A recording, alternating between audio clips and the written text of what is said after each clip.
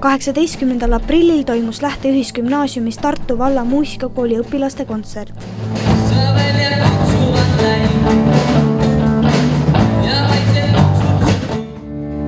Lagendike peal tumedad varjud ja siit kaugel ei näe.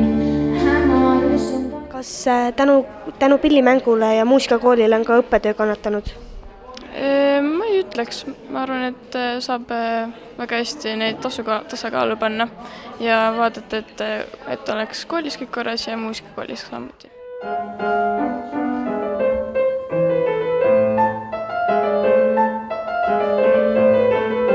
Esmakordselt sai kuulda kandlemängu, mida on võimalik uuest õppeaastast muusikakoolis õppida.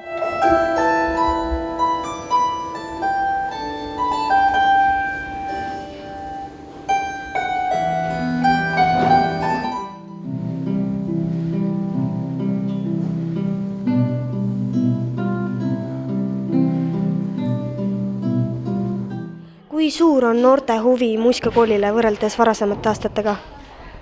Väga meeldivalt see huvi järjest kasvab iga aastaga, eriti tuleb õpilasi juurde Kõrvekülas. Kuidas saavad õpilased oma lood, kas nad saavad need ise valida või valib neile selle juhendaja?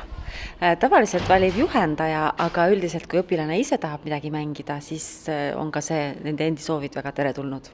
Ja mille alusel see toimub, lugude valik?